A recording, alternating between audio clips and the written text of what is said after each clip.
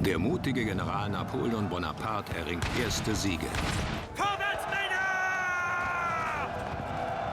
Sein Herz gehört der schönen Witwe Josephine. Doch sie ist einige Jahre älter. Glücklich? Ihre Ehe bleibt kinderlos. Napoleon lässt sich zum Kaiser wählen. Er krönt sich selbst und empfängt den Segen des Papstes. Josephine wird Kaiserin. Im Kampf um die Vorherrschaft in Europa eilt Napoleon von Sieg zu Sieg. Da trägt ihm die polnische Gräfin Maria Walewska eine Bitte vor. Befreien Sie Polen von der Fremdherrschaft. Er erliegt dem Reiz der schönen Frau. Im Krieg gegen Russland entgeht Napoleon nur knapp einer Niederlage. Er schließt Frieden mit Zar Alexander. Bei seiner Rückkehr erwarten ihn schlechte Nachrichten. Madrid ist gefallen. General Dupont hat sich den Rebellen ergeben. Sofort macht sich Napoleon auf den Weg nach Spanien, um eine größere Katastrophe abzuwenden. Doch in Paris rechnet man mit einer Niederlage. Napoleons Geschwister und führende Politiker planen einen Putsch. Wir müssen die Nachfolge des Kaisers vorbereiten. Jetzt fehlt nur noch Ihre Meinung, damit das Fest stattfinden kann. Die Verschwörung, meinen Sie? Oder anders ausgedrückt, Verrat? Verrat? Wo sehen Sie hier einen Verrat? Doch Napoleon durchkreuzt den Plan. Talleyrand? Sie sind ein Haufen Dreck. Nichts als in Seide gehüllter Dreck. Napoleons Lage wird hoffnungslos. Denn jetzt verweigert ihm auch Zar Alexander die Unterstützung. Ich bin zur gleichen Ansicht gelangt wie Monsieur de Talleyrand. Der Frieden in Europa ist nur zu sichern durch eine gleichmäßige Machtverteilung. Es kommt zum Krieg gegen Österreich. Napoleon erringt einen Sieg. Doch um den Frieden und seine Nachfolge zu sichern, opfert er Josephine. Die einzige Chance, diesen Frieden zu wahren, ist eine Hochzeit zwischen Frankreich und Österreich. Schweren Herzens verstößt er Josephine und heiratet die österreichische Erzherzogin Marie-Louise. Bald wird die Geburt seines Erben gefeiert.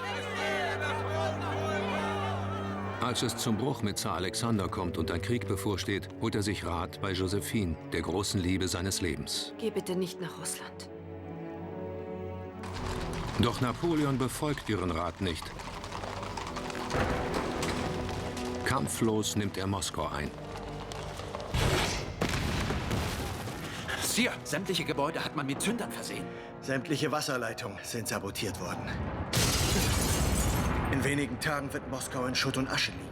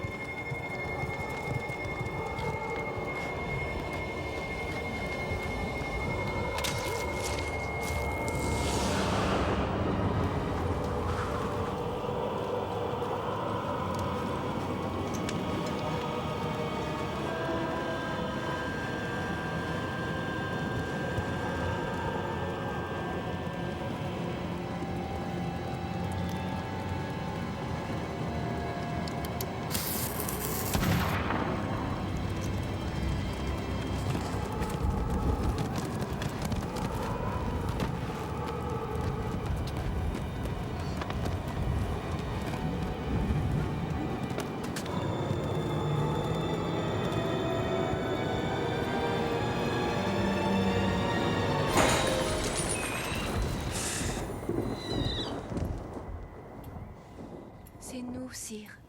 Et c'est vous. Vous êtes là, enfin.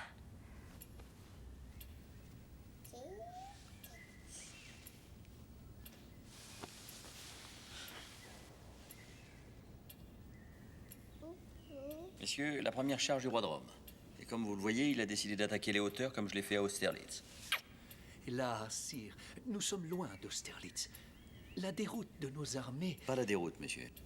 Une retraite. Sans doute, sire. Mais des milliers d'hommes sont encore en Russie. Sans vous, que pourront-ils espérer? Je suis rentré au plus vite, parce que les affaires de la France l'exigeaient. J'ai laissé Murat à la tête de nos troupes et je le connais. Il sauvera ce qui peut l'être. Tous les hommes qui rentreront avec lui pourront rester dans leur foyer pour longtemps. Peut-être même pour toujours. Non, ça vous étonne, mais bien pourtant c'est la vérité. À 8 jours de Noël, j'ai décidé de faire un cadeau à tous les Français et en particulier à toi, ma bonne amie. C'en est fini des guerres. Je déclare la paix au monde.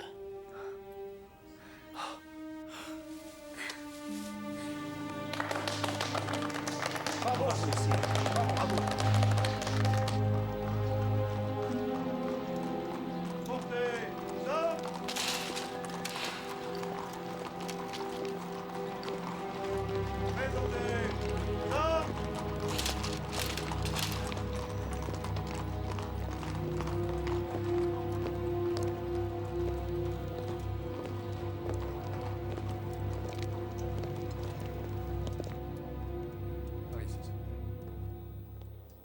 C'est un immense bonheur pour nous tous de constater que les Parisiens aiment de plus en plus leur chère impératrice. Ça ne correspond en rien à ce qu'elle écrit dans ses lettres.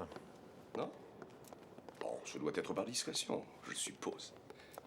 Votre Excellence convient à Barack qu'il est assez difficile pour une femme de crier à la ronde qu'elle est irrésistible. L'humilité n'est pas la principale vertu d'une princesse de la maison d'Autriche. Ne seriez-vous pas d'accord? Dois-je vous rappeler que l'impératrice Marie-Louise est devenue complètement française? Partie de l'Europe. Seule la France est française, monsieur de Caulaincourt. Les autres pays ne sont français que par la force. Cela est donc temporaire.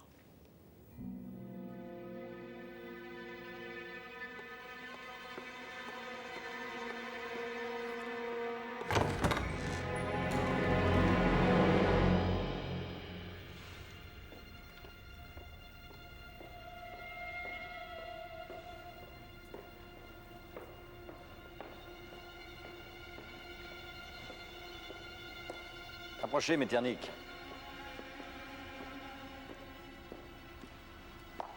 Allons, pas de manière entre nous. L'ambassadeur d'Autriche est ici chez lui. Mais avant tout, dites-moi, comment va ce cher papa François? Sa Majesté, l'empereur d'Autriche, se porte bien, sire.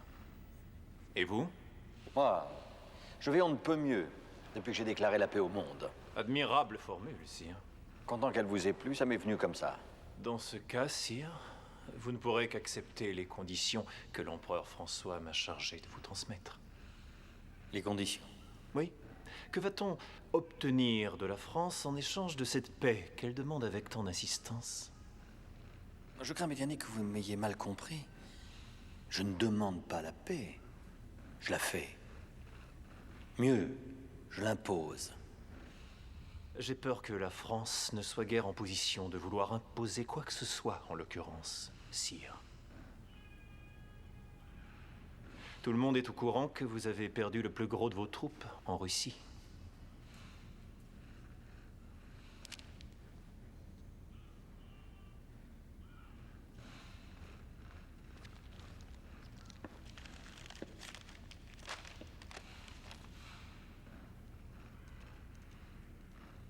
Vous osez m'intimer l'ordre à moi de renoncer à mes conquêtes en Europe et de ramener la France aux frontières qui étaient les siennes avant moi. Et pendant toutes ces années, des milliers de Français auraient souffert et seraient morts pour rien. Et vous êtes fou. Votre empereur est devenu fou. Vous croyez que je vais accepter ça? Votre Majesté est libre d'agir comme elle le souhaite, évidemment. Encore heureux. Mais si la France refusait de se soumettre aux conditions que nous lui proposons, l'Autriche, hélas, se verrait dans la douloureuse obligation de déclarer la guerre à la France. L'Autriche me déclarait la guerre, à moi. Mais cela ne se peut pas, monsieur l'ambassadeur. Vous oubliez qui j'ai épousé. Venez donc que je vous montre quelque chose.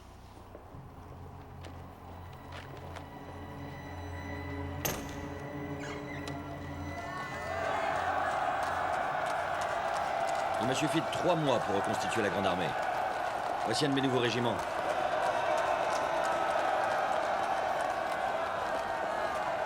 Vous voulez dire vos nouveaux jouets, je suppose? Ce sont des enfants, sire.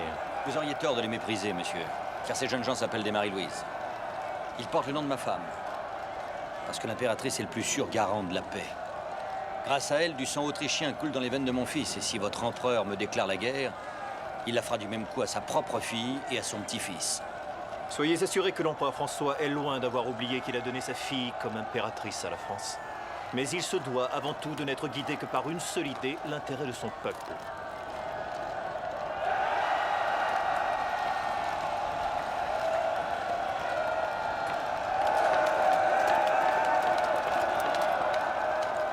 Où voyez-vous que l'intérêt de l'Autriche soit d'attaquer la France? La réalité, c'est que vous êtes manipulé par la Prusse, la Russie et l'Angleterre. Je croyais œuvrer pour la paix en épousant une Autrichienne, mais je vois que, une fois de plus, on a abusé de ma confiance. Dans le fond, tout ça ne devrait pas m'étonner, parce que les Français ont pensé depuis le début que Marie-Louise était une autre Marie-Antoinette qui, elle aussi, n'apporterait que des désillusions. On m'a dit que le peuple avait appris à l'aimer. On vous a menti. Personne ne l'aime. Personne, sauf moi. Vous allez rapporter cette réponse à votre maître. Si l'Autriche ose me déclarer la guerre, je jure d'ensevelir Vienne sous les ruines.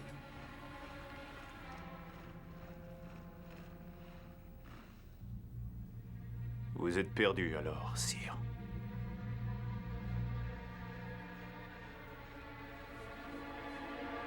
Perdu.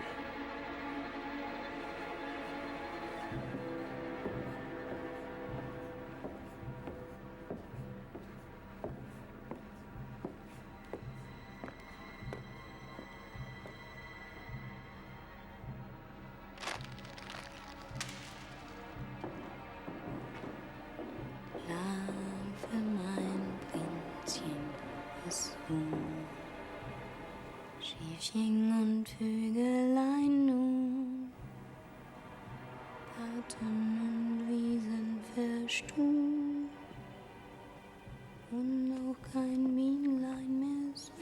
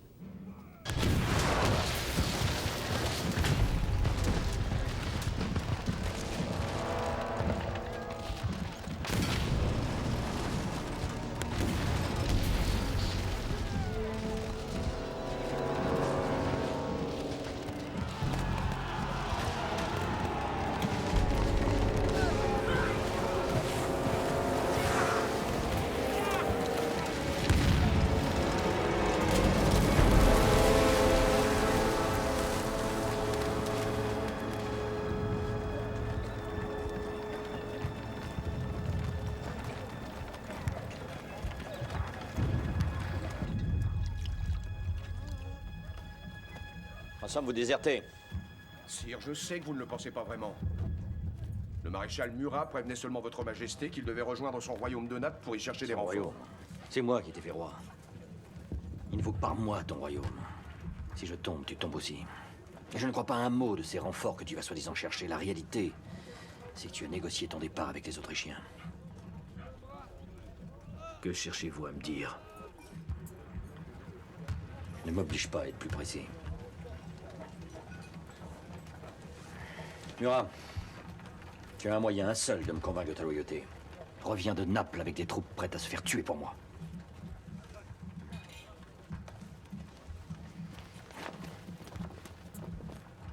Sire, je crains d'être obligé de m'absenter. Ma blessure. Votre blessure, mais pas plus tard qu'hier, vous disiez qu'elle n'était qu'une égratignure. Je ne vous retiens pas, maréchal Ney. Mon débarras. Dans la nature aussi, les plus faibles s'éliminent d'eux-mêmes. Eh bien, messieurs, d'autres candidats à la désertion, personne ne m'est indispensable, vous savez. Si. Nous vous aimons. Ils ont le cœur déchiré de vous quitter. Quant à ceux qui restent, la seule chose qu'ils voudraient savoir, c'est la vérité. Cette guerre est perdue, c'est bien ça? Pourquoi perdue? Parce que l'ennemi dispose de forces considérables. J'ai des troupes en réserve, largement de quoi lancer une contre-offensive. Et puis regardez-moi bien. Est-ce que je suis moins déterminé qu'à Austerlitz, à Jena ou à Wagram? Alors si je n'ai pas changé, de quoi avez-vous peur? Qu'est-ce que vous dites? Général! Qu'est-ce que vous marmonnez tout bas? Il dit, sire, qu'une contre-offensive est impossible. Nous avons déjà du mal à tenir sur nos positions. Il serait peut-être plus sage de nous replier en bon ordre pour défendre la France. La France? Que voulez-vous dire, Cambronne? Qu'il faut nous battre sur le territoire national? Je comprendrais cela si la France était en danger. Mais elle est en danger. En danger de mort, sire.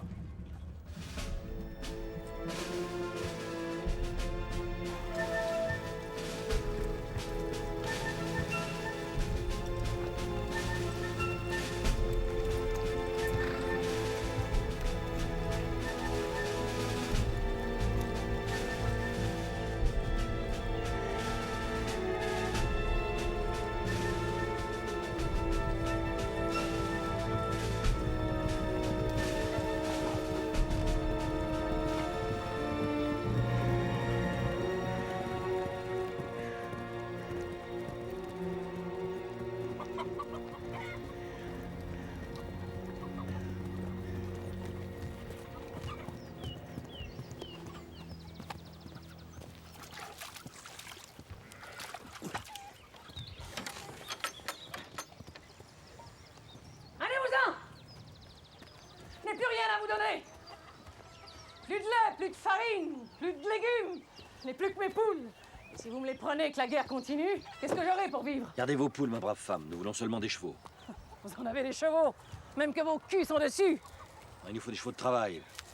Pour les atteler à des questions d'artillerie qui se sont embourbées. Et si vous avez aussi des fils pour nous prêter main forte.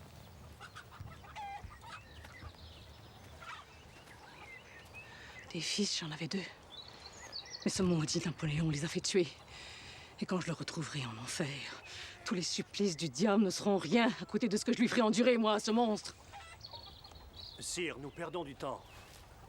Sire? C'est celui-là que vous appelez sire? Mais alors vous êtes... Napoléon. Le monstre. Le maudit.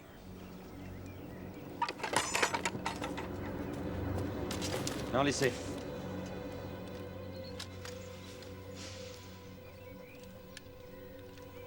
Il s'appelait comment, vos fils? L'aîné Gervais. Plus jeune, Clément, il n'avait pas 16 ans. Gervais. Et Clément.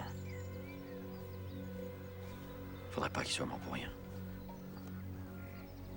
C'est pour toi qu'ils sont morts. Et pour moi, tu n'es rien. Tu es moins qu'un tas de purins. Vous avez le droit de refuser de m'aider. Si vous me prêtez vos chevaux pour sortir mes canons du bourbier, leurs obus vengeront vos garçons. À quoi bon vos canons, vos obus, tout votre attirail de mort? L'ennemi est partout en France. Tout le monde dit que c'est foutu. Foutu, non. On s'en est jamais foutu. Jamais. La France entière se bat contre l'occupant. Vos enfants ont donné leur vie pour sauver leur pays. Moi, je donne ma vie pour sauver la patrie. Et vous, vous ne me donneriez même pas un cheval.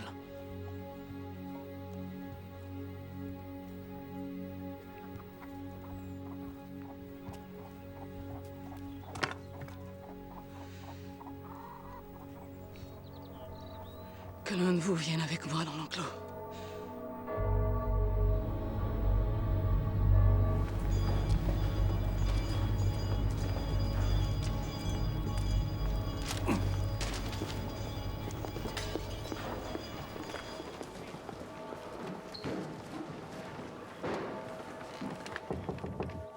Madame, c'est Joseph, le frère de l'empereur. Ouvrez-moi, s'il vous plaît. Avez-vous des nouvelles de Sa Majesté? Oui, ou plutôt non. Tout est terriblement confus. Mais vous devez quitter impérativement Paris à l'instant. Quoi? L'ennemi vient d'arriver aux portes de la ville. Tous nos ennemis. Les Russes sont là, les Autrichiens, les Prussiens. Je vous en prie, prenez l'enfant et fuyez. Fuir? Si je fais cela, la population risque de croire que nous l'avons abandonné. Et son désespoir entraînera plus de ravages que les obus des coalisés. Je dois rester là où j'ai fait le serment d'attendre Napoléon, ou alors le régime impérial est perdu. Madame, c'est un ordre de l'empereur, daté du 8 février 1814. Si l'ennemi était en marche sur Paris avec impossibilité pour nous de résister, et c'est exactement la situation, madame, alors, faites partir ma femme et mon fils. Rappelez-vous que je préférais savoir mon fils noyé dans la Seine plutôt qu'entre les mains des ennemis de la France. C'est l'écriture de Sa Majesté, vous la reconnaissez? Oui, mais pas sa pensée. Napoléon déciderait jamais de sacrifier son fils. Et ça ne serait qu'un ultime recours, si la fuite était impossible. Mais elle ne sera pas impossible. Une voiture est en bas qui vous attend. Vous ne parlez pas de lui. Où est-il? À la tête de ses armées, je suppose. Ses armées. Ce qu'il en reste, madame. Bien. Allez chercher le roi de Rome. Et apprêtez-le pour un voyage. Où avez-vous prévu de nous emmener? À Blois, sur les bords de la Loire. Bon, c'est entendu. Mais je tiens à vous dire, je n'ai aucune intention d'y rester. J'essaierai de rejoindre l'empereur où qu'il soit. Il ne supporterait pas d'être séparé trop longtemps de son fils. Et vous, monsieur? Êtes-vous certain que vous assurez la défense de Paris sans défaillance? J'espère que vous ne doutez pas de mon courage, madame.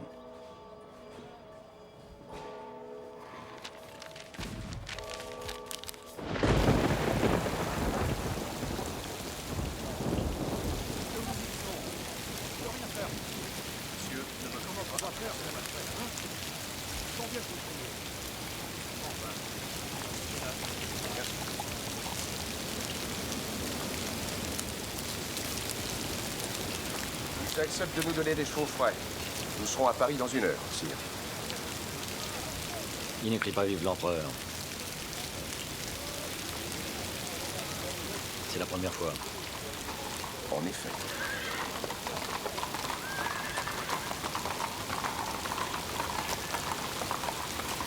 Général Belliard, qu'est-ce que vous faites ici? Le maréchal Marmont l'a ordonné, sire. Je viens ici pour reconnaître le cantonnement des troupes qui vont évacuer la capitale. Évacuer la capitale? Mais vous êtes fou, général. C'est mon frère Joseph qui assure la défense de Paris. Et je ne pense pas qu'il se rendra aussi facilement. La capitulation a été signée. Il a aussi donné l'ordre de faire évacuer les troupes.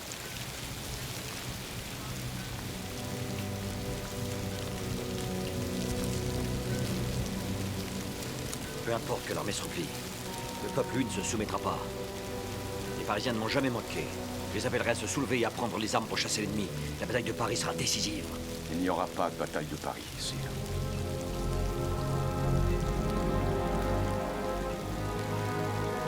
Il est trop tard. C'est fini. La capitulation a été signée, c'est une question d'honneur. Votre Majesté est obligée de la respecter. La France n'a qu'une seule parole, sire.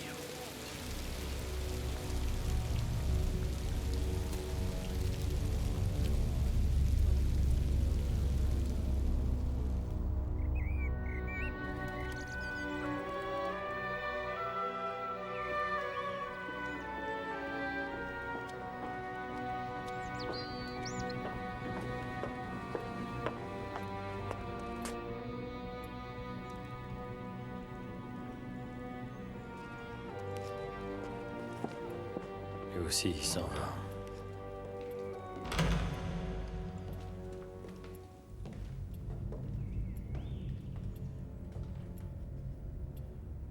Sire. Les Cosaques viennent d'entrer dans Paris.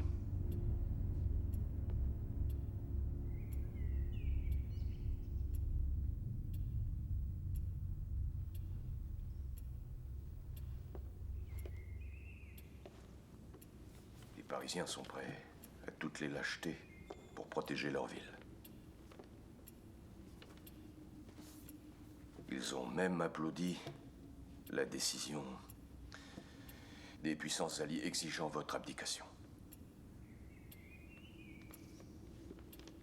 Abdication dont voici les conditions. J'ai pas besoin de lire ça pour savoir qu'elles sont inacceptables. Inespéré, peut-être, sire, mais inacceptable est un mot que l'on doit effacer de notre vocabulaire. On vous enjoint de quitter la France. Cependant, on vous accorde la souveraineté de l'île d'Elbe. C'est au large des côtes italiennes. Je connais. Un caillou. Napoléon Bonaparte caillou. Grotesque. Sire, il y a une dame polonaise. La comtesse Walewska.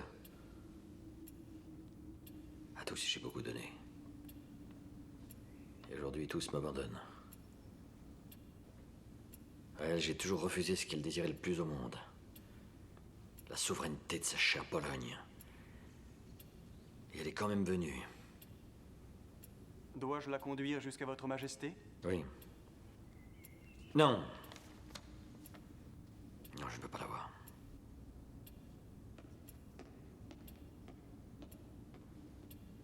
Dites-lui qu'elle s'en aille. Si on apprenait que j'ai reçu cette femme, on pourrait prendre prétexte pour m'empêcher de revoir Marie-Louise et mon fils. Mes soi-disant vainqueurs sont si mesquins à Conincourt. Marie comprendra. J'en suis sûr. Marie comprendra.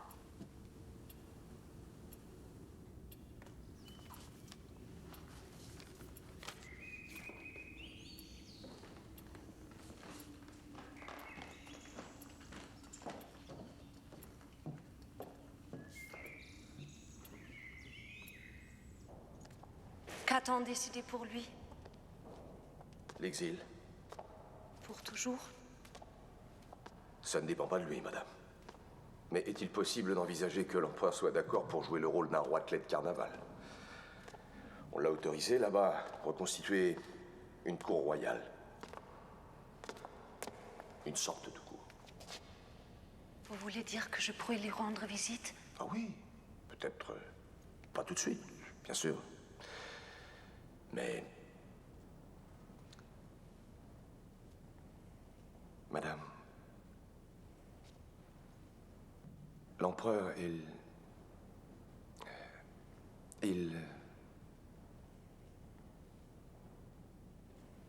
Madame, l'empereur vous aime. Il m'aime?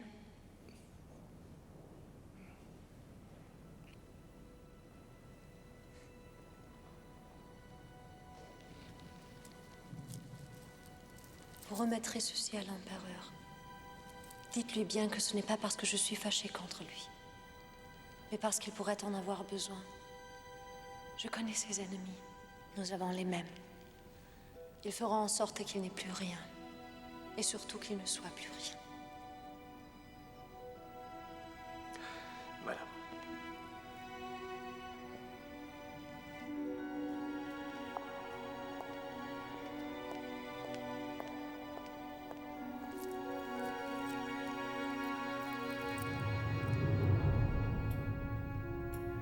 Ma bonne Marie-Louise, tu es ce que j'aime le plus au monde. Sache que mes malheurs ne me touchent que pour le mal qu'ils te font. Donne un baiser à ton fils. Adieu, chère Marie-Louise. Tout à toi.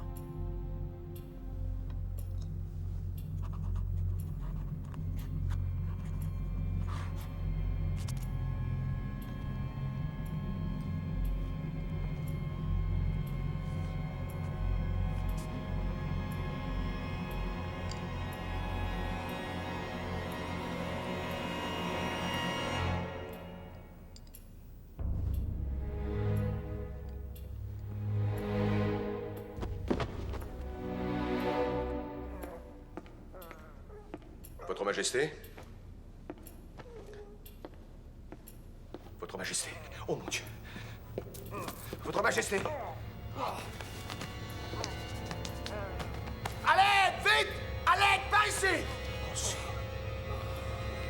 Va chercher le docteur Ivan, vite! Du poison, il a pris du poison. Buvez ça, il doit boire de l'eau. Si. Il lui faut plus d'eau. Oui. Il faut qu'il vomisse.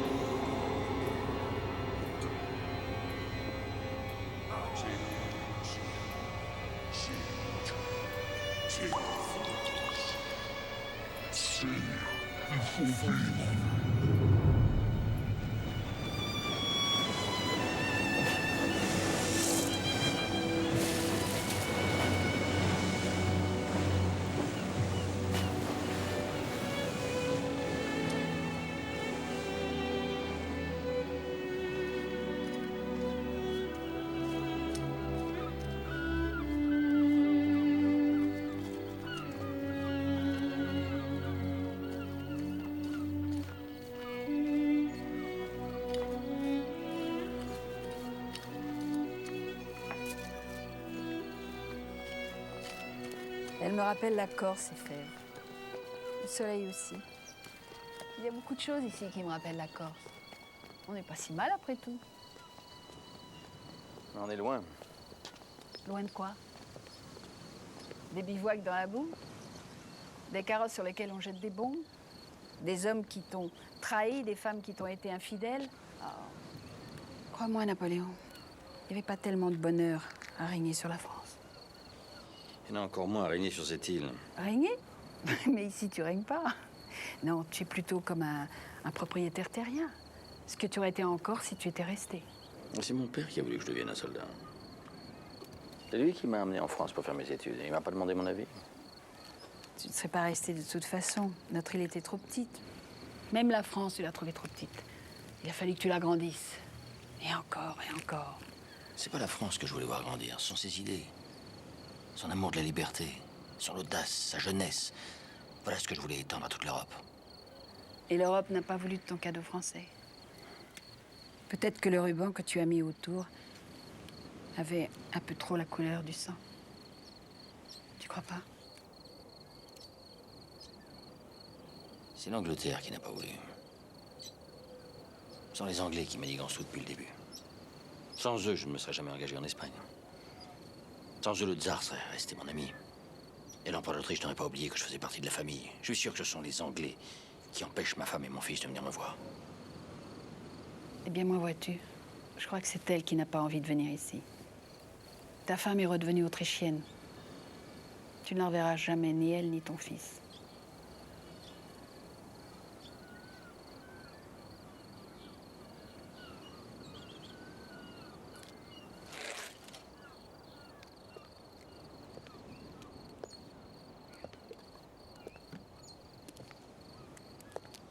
C'est une belle journée.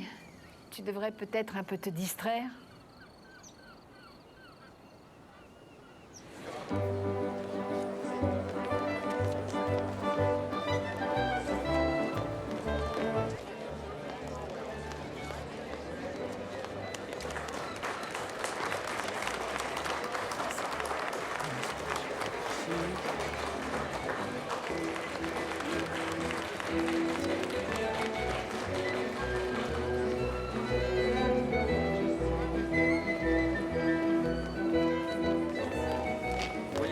Cette dame ne danse pas.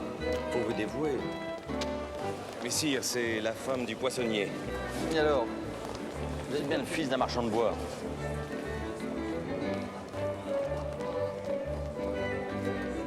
Madame, accepteriez-vous cette danse?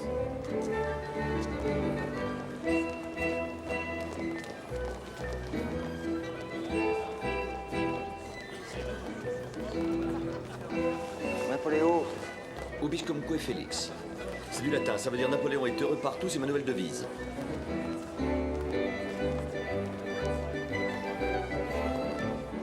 Sire, Cipriani vient d'arriver à l'instant de Gênes.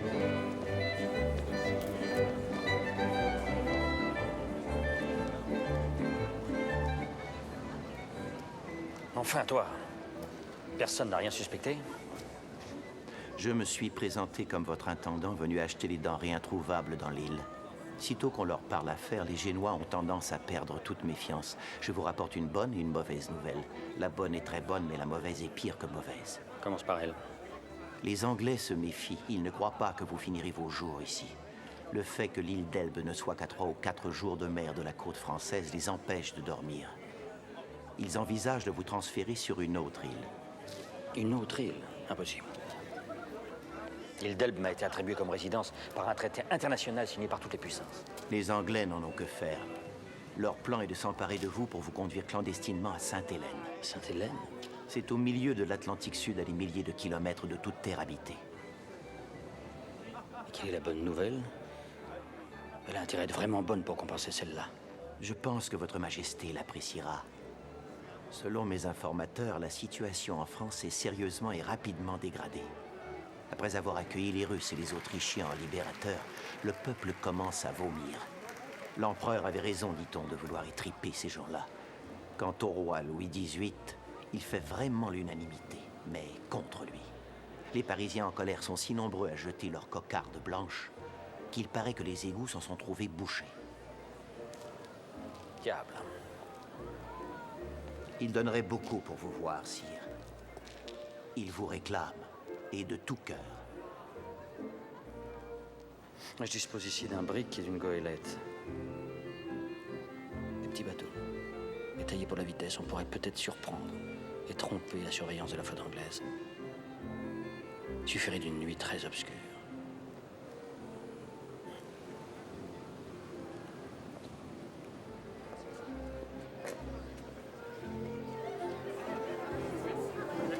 Cambronne.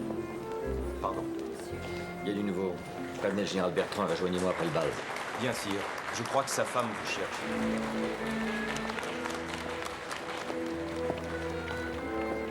M'accorderait pousser de danse, bel ami.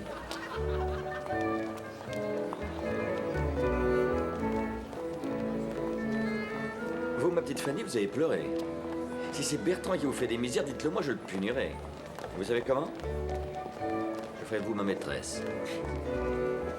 Il est vrai que j'ai pleuré, sire. Mais vous m'arrêtiez pour rien, c'est à cause de vous. À cause de moi?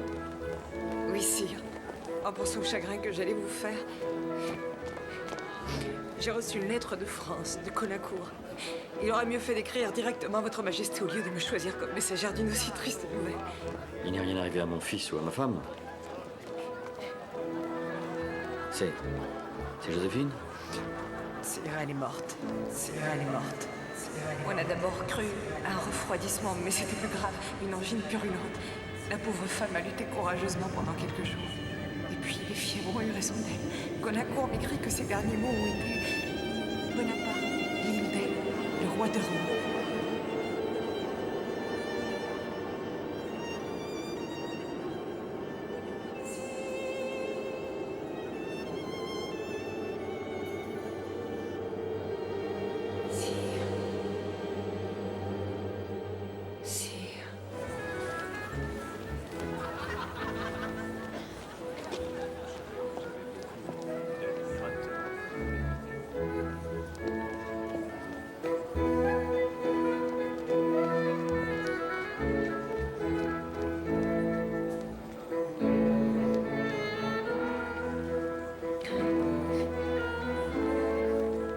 Qu'avez-vous dit à l'empereur?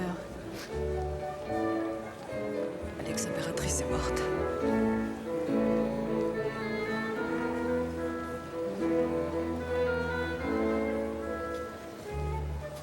Pauvre Napoléon. Jusqu'au bout, il aura fallu qu'elle lui fasse du mal.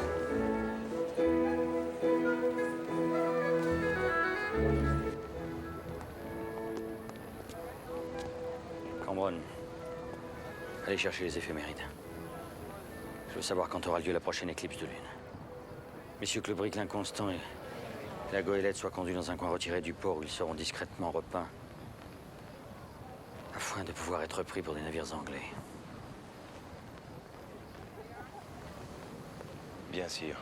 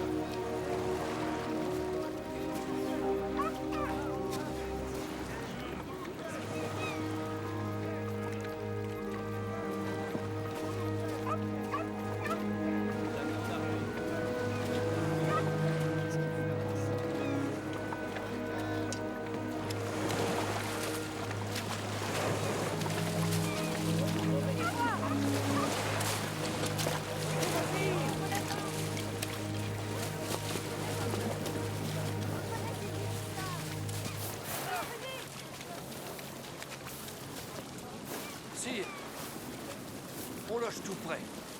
Et ma femme a toujours une bonne soupe de poisson sur le feu.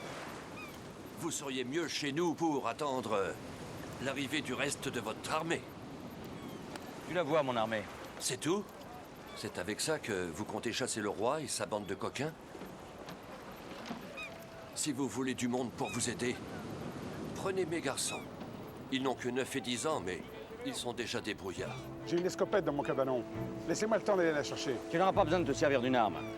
J'entends reprendre mon trône sans verser une seule goutte de sang français.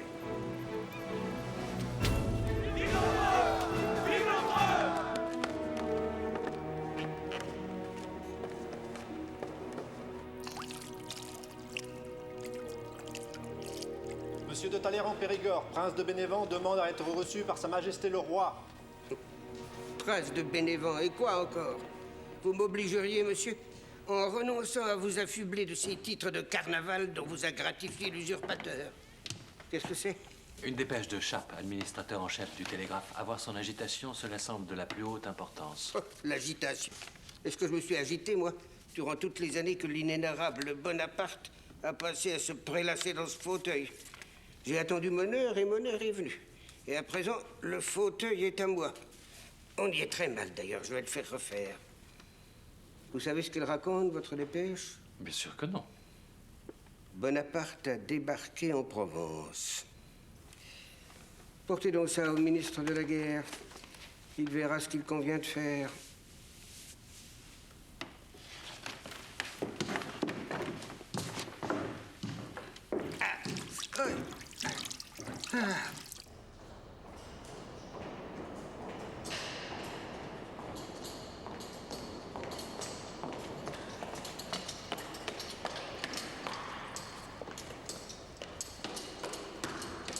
Vous savez le bruit qui court?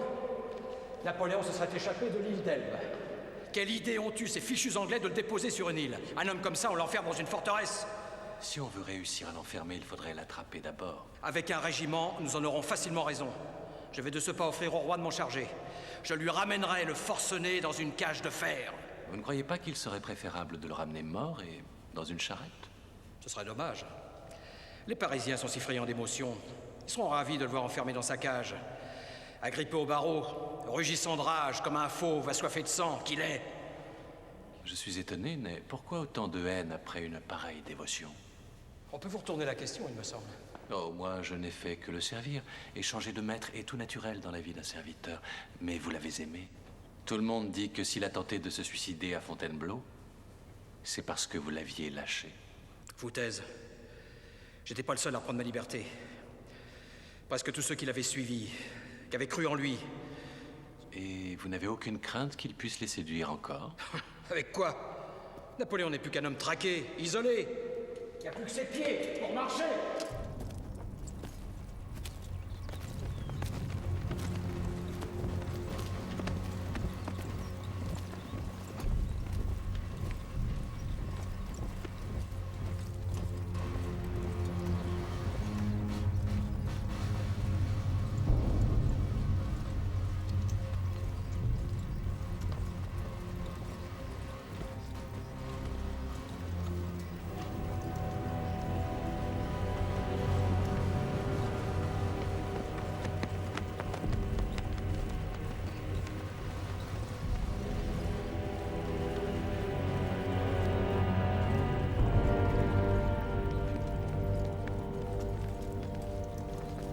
Sire, je vous en conjure, abritez-vous derrière vos hommes.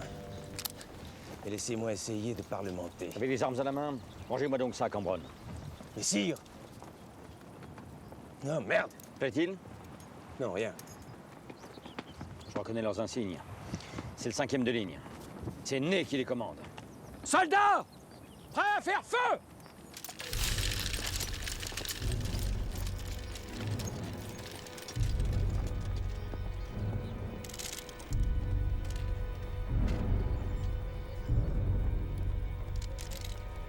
Soldats!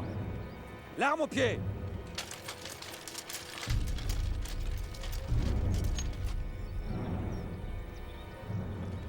Maréchal Ney!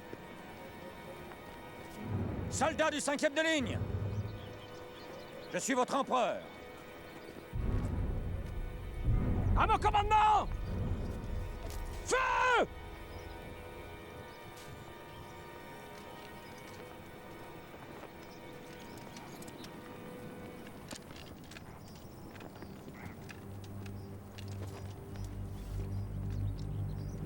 Sous-officiers! Relevez les noms des hommes qui n'ont pas tiré! Ils sont accusés de rébellion face à l'ennemi et fusillés! Que d'autres prennent la place des mutins! Soldats! S'il en est un parmi vous qui veuille tuer son empereur. Mais voilà.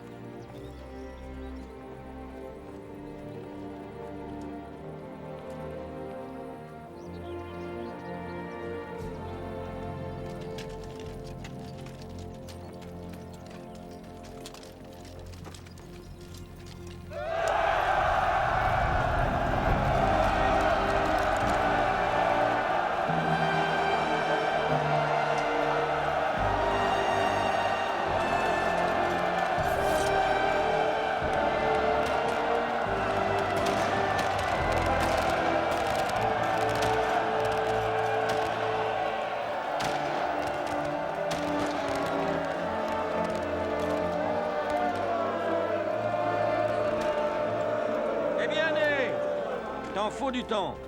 Autrefois, tu étais toujours le premier à venir prendre mes ordres. Mais garde ton sabre, imbécile, sinon avec quoi défendras-tu ton empereur?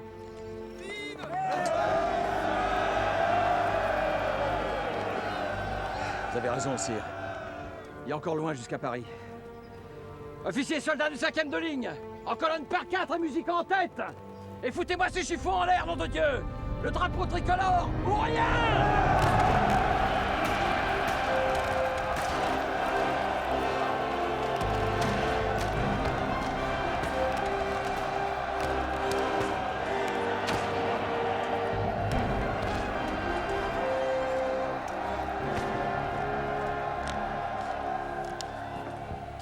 Je vous ai fait venir, monsieur l'architecte, parce qu'il y a trop de choses ici qui me rappellent l'usurpateur. Cela m'empêche de me concentrer. Je vous serais reconnaissant de me fournir un autre mobilier, de changer les rideaux et de refaire les peintures. Les peintures, sire? Le temps que cela sèche? Je sais être patient. J'ai attendu des années pour retrouver mon trône. Sans doute, sire. Mais le bruit court que Bonaparte a passé Lyon. Et alors? Qu'est-ce que ça a à voir avec la réfection des peintures?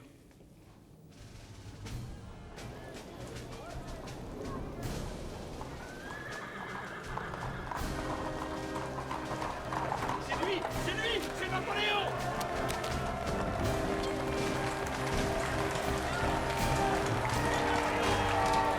Vive Napoléon! Vive l'empereur! Vive la France! Vive Napoléon!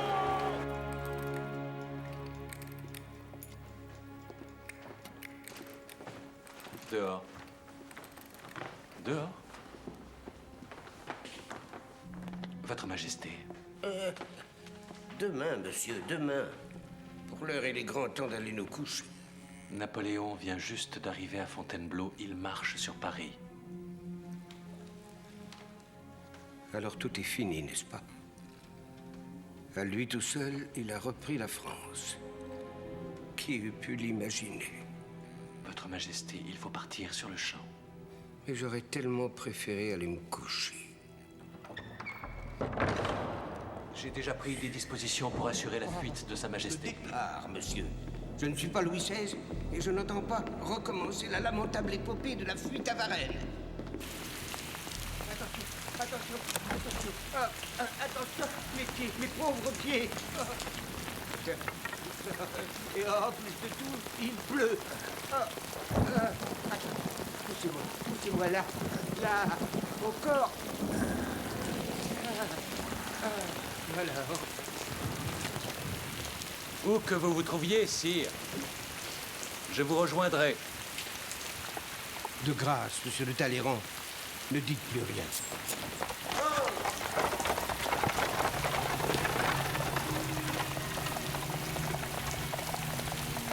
Si le besoin s'en fait sentir.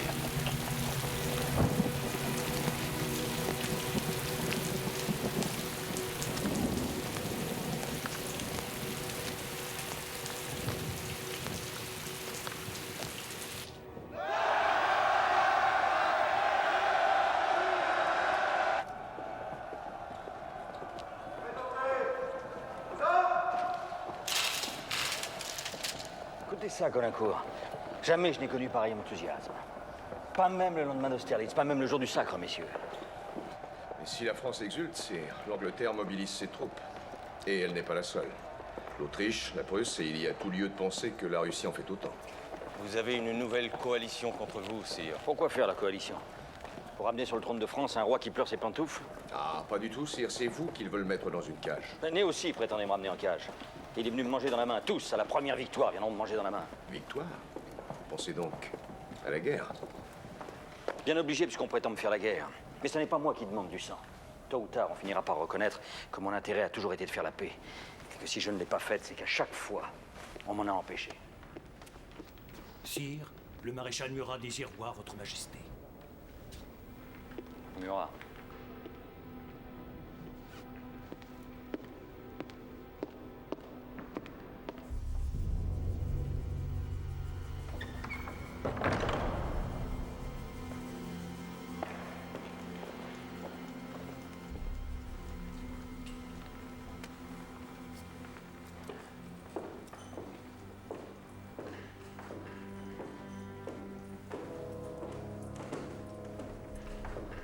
Sire, me voici. Je vois.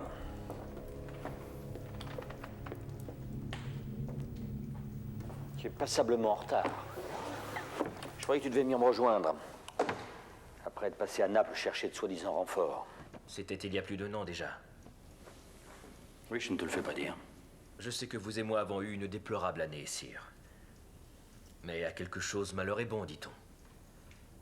Lorsque j'ai perdu la couronne de roi de Naples, je suis pleinement redevenu ce que j'étais. Le maréchal Murat.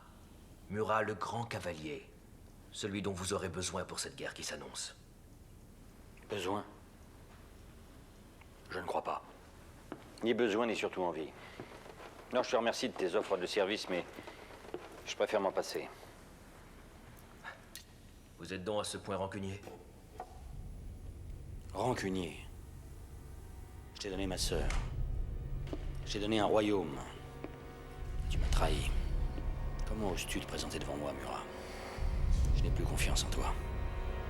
Ney te remplacera à la tête de la cavalerie.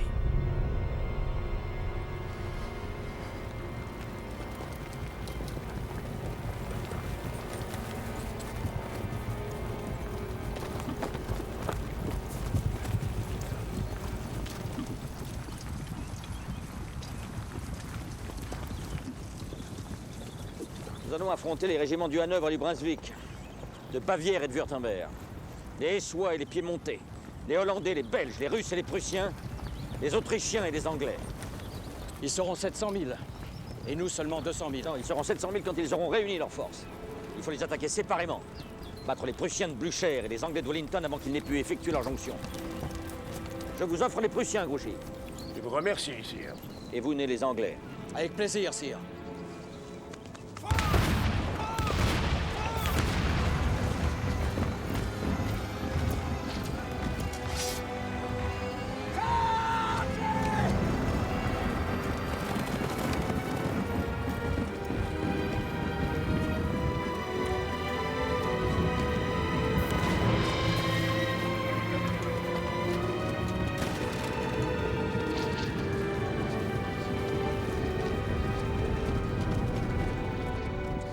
Ney a perdu la tête ou quoi? Je ne lui ai pas donné l'ordre d'engager la cavalerie. On ne charge pas contre une infanterie qui n'a pas encore été embranlée par une bonne canonnade.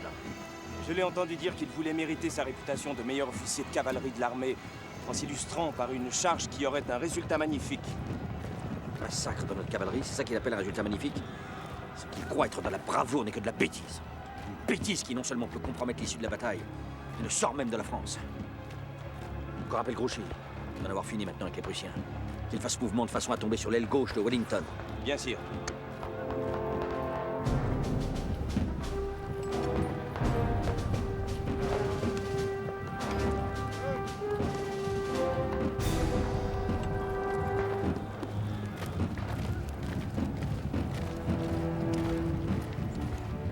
Maréchal Grouchy, est-ce que vous entendez les canons? Oui, je ne suis pas sourd. C'est l'empereur, il est aux prises avec les Anglais. Nous devons lui apporter de l'aide. On m'a donné l'ordre de poursuivre les Prussiens. Je poursuis les Prussiens. Qui vous dit qu'ils sont devant nous? Ils nous Je ont n'ai pas peut-être d'ordre à contournés. recevoir de vous, général. Je n'obéis qu'à l'empereur. Les Prussiens se trouvent derrière cette colline. Et je leur ai préparé une bonne petite surprise. Allons-y, tout de suite.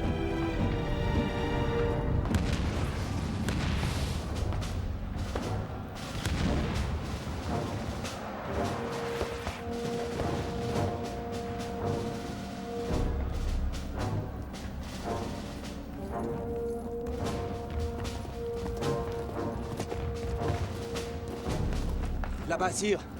Ce nuage de poussière. Une armée qui marche. C'est Grouchy avec 30 000 hommes en renfort. C'est la victoire.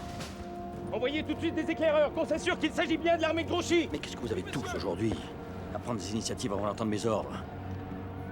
Vous doutez de ce que je dis, Cambronne? Bien sûr que c'est Grouchy. C'est moi qui l'ai rappelé. Qui d'autre voulez-vous que ce soit?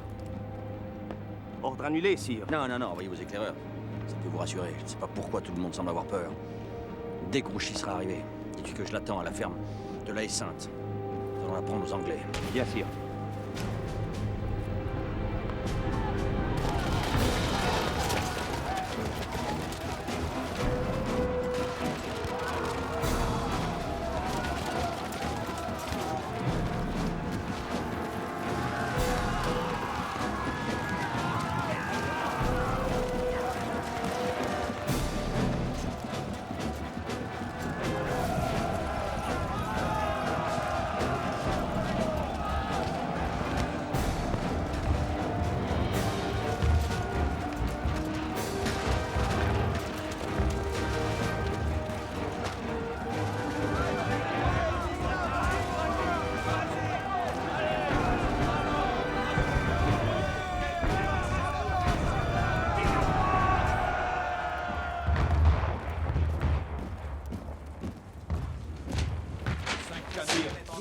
C'est un prisonnier que nous avons capturé derrière Pas le temps maintenant. Qu'on conduise dans nos lignes et qu'on trouve quelqu'un qui parle anglais pour l'interroger. Sire, ce n'est pas un Anglais.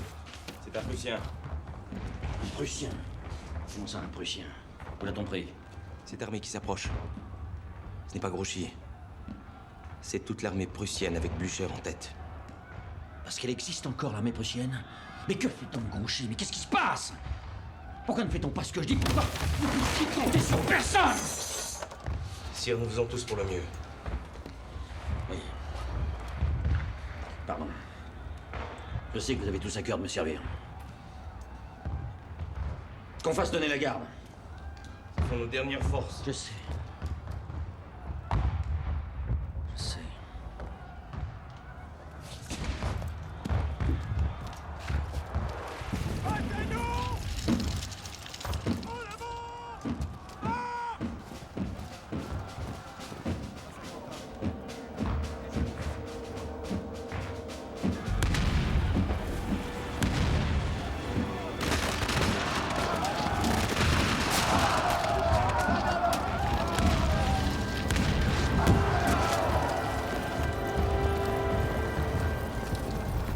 Avec moi, soldats! Venez voir comment meurt un maréchal de France!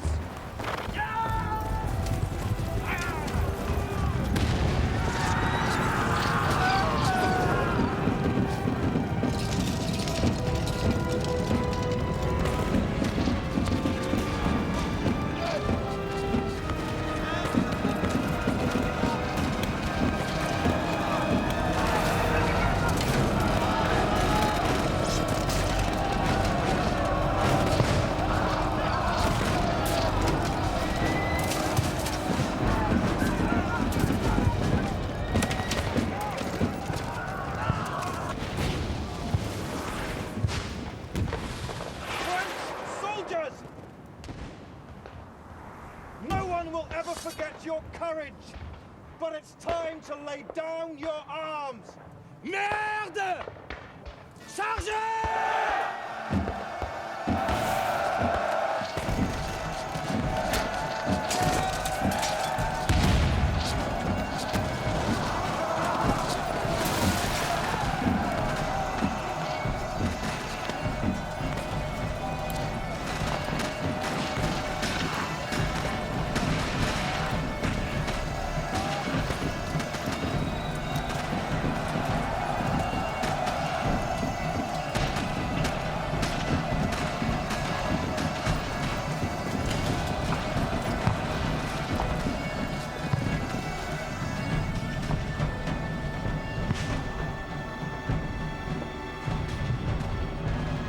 Formez le carré!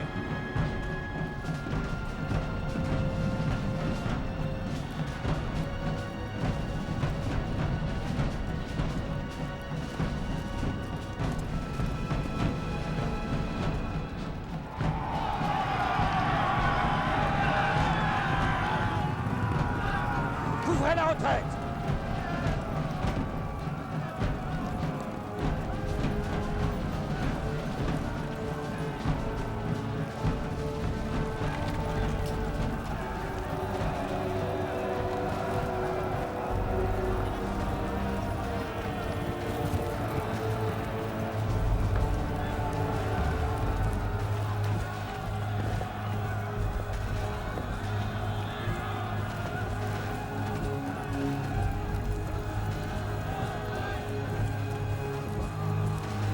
Nous allons bloquer la route de Charleroi pour couvrir notre retraite. Notre retraite.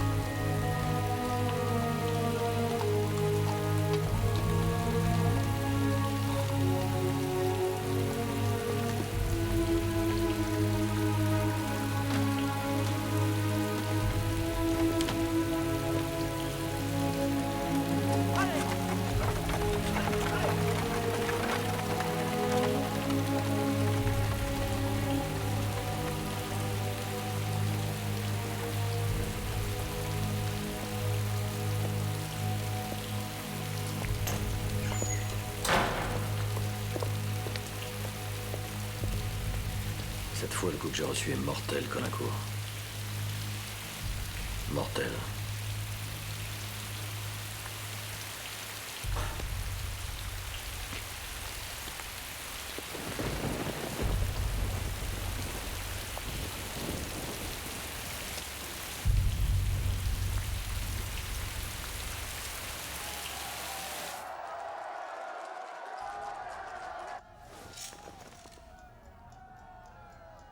J'espère, sire, que vous ne songez pas à sauver votre trône en appelant aux armes ces gens qui vous acclament. Quelques centaines de Parisiens qui n'ont pas encore mesuré l'étendue du désastre de Waterloo. J'ai tout fait pour cicatriser les blessures de la Révolution. Je ne vais pas les rouvrir en provoquant la guerre civile. Dans ce cas, finissons-en. Je vous rappelle que les députés vous ont accordé 1 heure pour signer votre abdication. Passé ce délai, ils prononceront votre déchéance. Il serait navrant pour tout le monde de devoir en arriver là. Taisez-vous! Vous n'avez pas à me dicter ma conduite. Rien ni personne ne me fera céder à vos députés. Oui, vos députés. Parce que je suis sûr que c'est vous qui les avez poussés à se retourner contre moi. Et je me fiche de leur vote. Je leur récuse leur vote. Ça me paraît difficile. Pour ne pas dire impossible. Allons donc. Je dissous la Chambre. Je ne vous le conseille pas. Les parlementaires ont voté un décret qui stipule que quiconque tenterait de dissoudre la Chambre serait considéré comme un traître à la patrie. Alors c'est vous le traître, hein? Tenez. Plongez-moi ça dans le cœur, ça sera plus loyal que d'agir comme vous le faites. Gardez votre sang-froid. Il y a pire que de perdre le pouvoir. D'ailleurs, c'est une situation que vous aviez déjà connue 1 fois. Je suis déjà revenu au pouvoir. Appelé, acclamé, porté par tout un peuple. Ça n'a duré que 100 jours. Doit-on appeler ça un retour ou un dernier sursaut? Dehors, Fouché, sortez.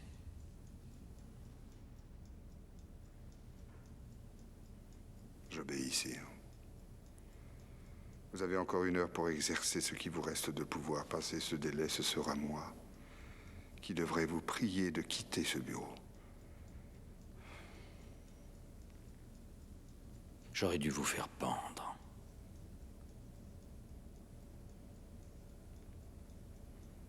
Je ne suis pas de cet avis, sire.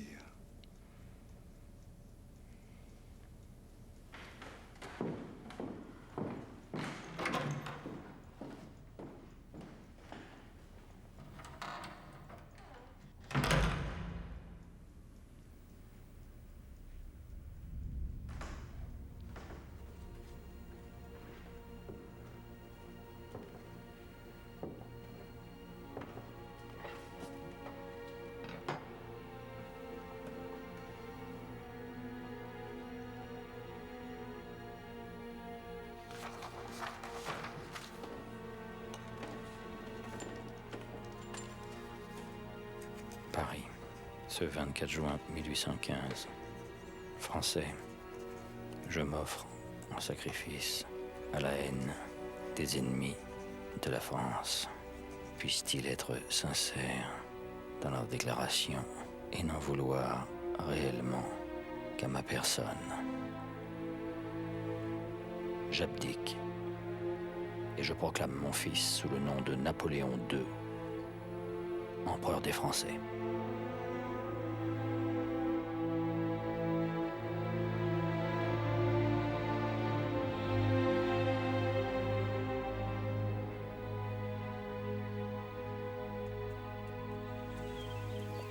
On dit que ma présence à Paris pourrait créer des trous.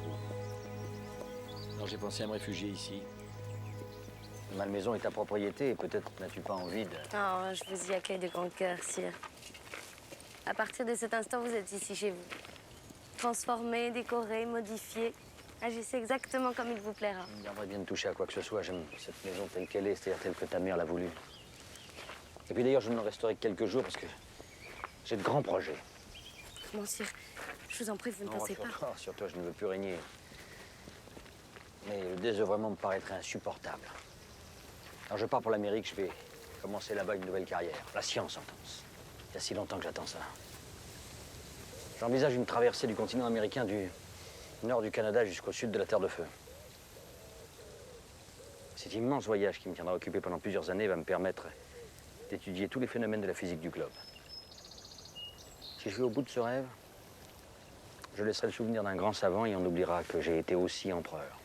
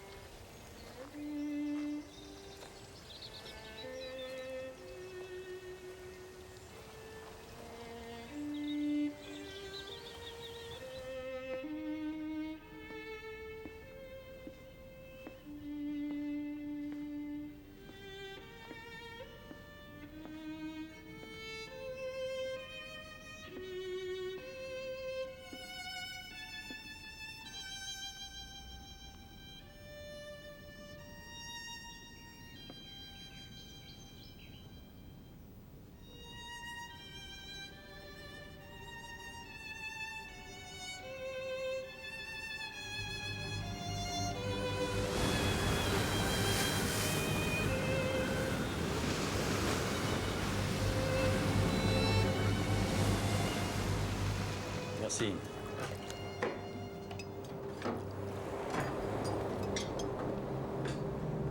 Approche un tabouret, Cipriani. Assieds-toi, écoute-moi ça.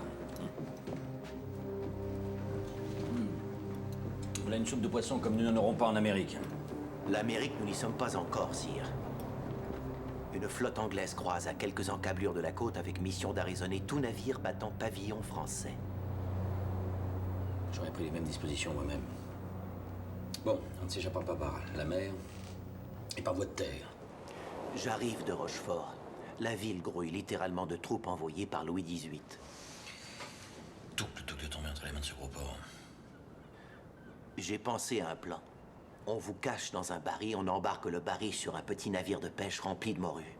Les Anglais le laisseront passer et on rejoint en haute mer un navire affrété par votre frère Joseph. J'ai déjà parlé à des pêcheurs. Tu me prends pour un aventurier, Cipriani. J'ai été sacré empereur. Je le resterai. Abdication ou pas, jusqu'au jour de ma mort. Non, je représente la France. Et la France ne s'enfuit pas dans un tonneau de morue. Mais vous n'allez quand même pas rester là à attendre qu'on vous capture. Pourquoi ne pas prendre les devants? Pourquoi ne pas en appeler à l'honneur de l'adversaire? Vous livrez aux Anglais? Des gens qui vous ont combattu avec une telle haine? Mon seul vrai crime à leurs yeux n'est pas d'avoir conquis l'Europe, mais d'avoir ébranlé leurs traditions. Je suis prêt à leur jurer de ne plus me mêler de rien, de ne plus rien dire, ni surtout de rien faire contre la foutue monarchie. Je veux leur faire savoir que je renonce à l'Amérique. Que je n'aspire plus désormais qu'à une vie tranquille dans une petite maison de campagne dans les environs de Londres. Une chaumière, un jardin et quelques rosiers. Les Anglais ne peuvent pas me refuser ça. C'est sans doute la dernière décision importante que je prends. Mais c'est peut-être la plus sage.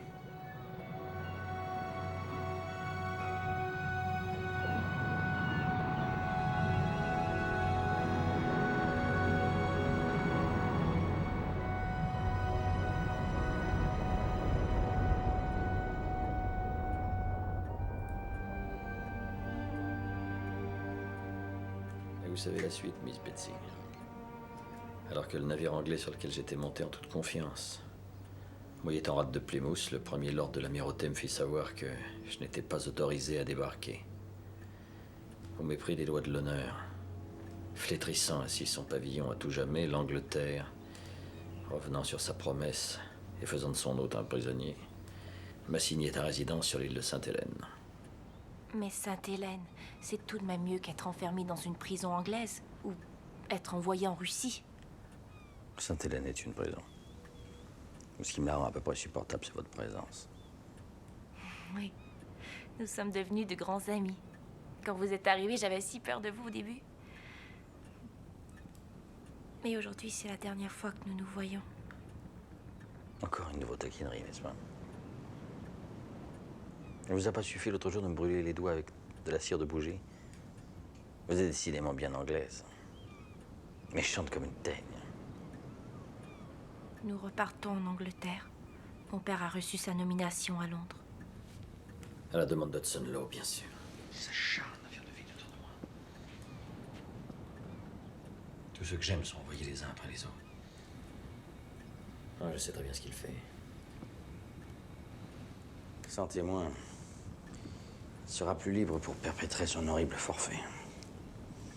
De quel forfait s'agit-il? Le gouverneur est un sinistre crétin. Il est incapable d'être aussi pervers que vous le dites. Il veut me tuer, Miss Betsy. En m'empoisonnant à petit feu. Je sais pas comment il s'y prend. Mais le fait est que je m'affaiblis chaque jour davantage.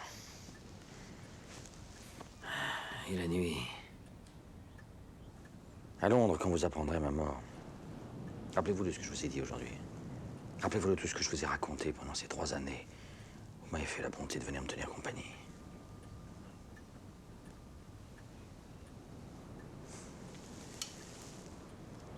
Soyez ma petite bouteille à la mer, voulez-vous. Expliquez-leur à tous qui se sont trompés sur mon compte. Que je ne suis pas un monstre.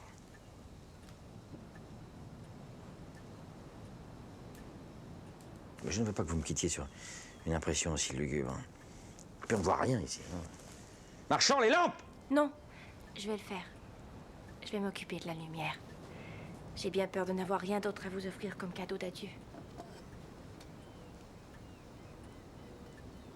Vous avez fini de dicter vos mémoires?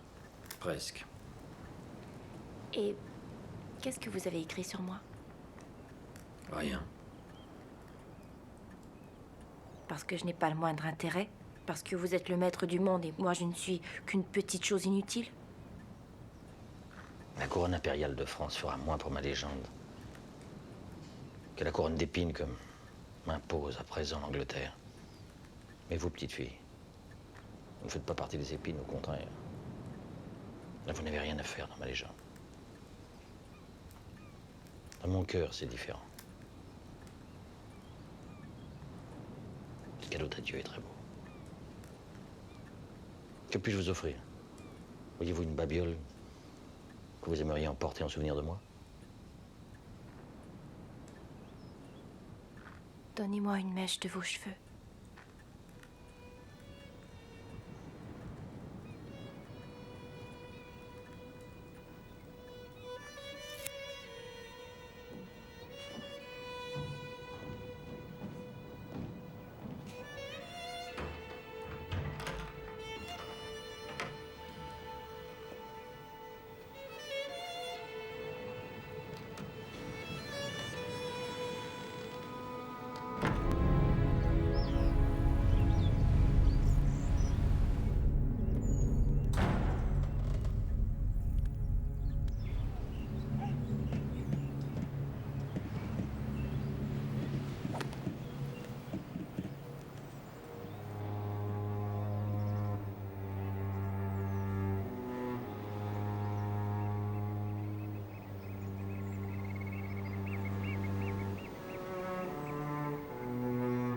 Vous croyez voir l'Amérique, général?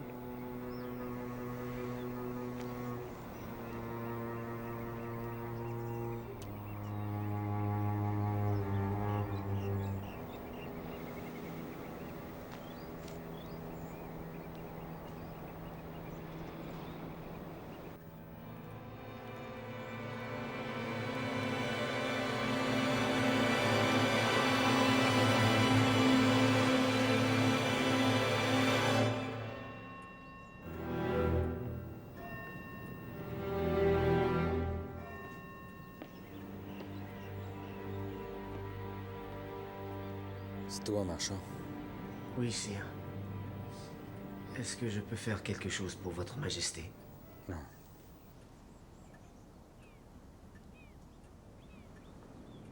Je serai là. Je vais essayer de dormir un peu. Dis-moi, est-ce qu'il pleut comme ça depuis longtemps? S'il pleut? Mais sire, il fait très beau. Un soleil brûlant. Votre majesté devait être en train de rêver.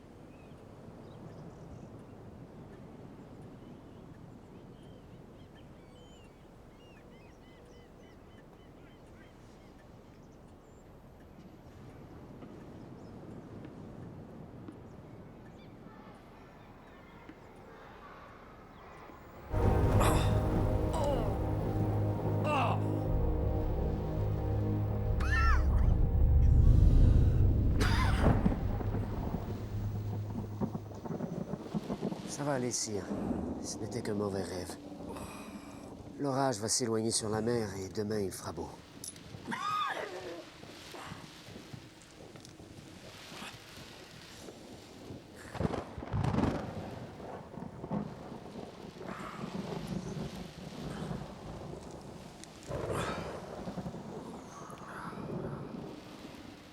Le comte de Montolon m'a fait part d'une bonne nouvelle.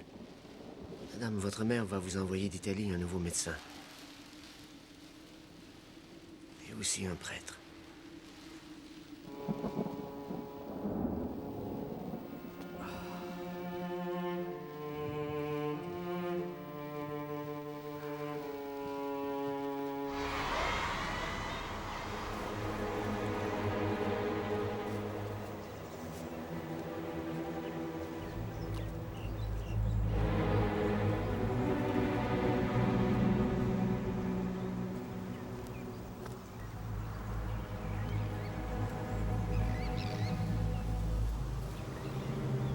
Le chien enragé s'est réfugié dans son chenil. Je crois qu'on ne le reverra pas de sitôt.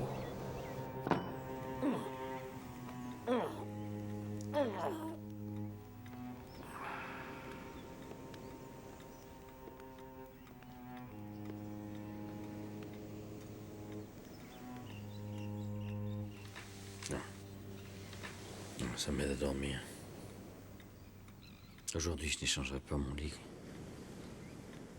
pour tous les trônes du monde.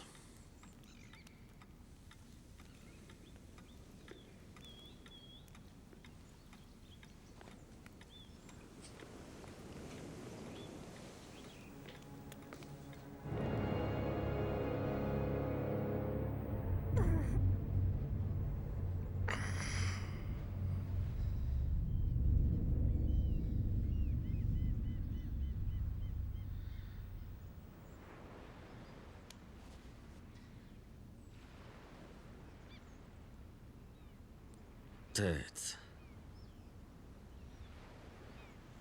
Armée.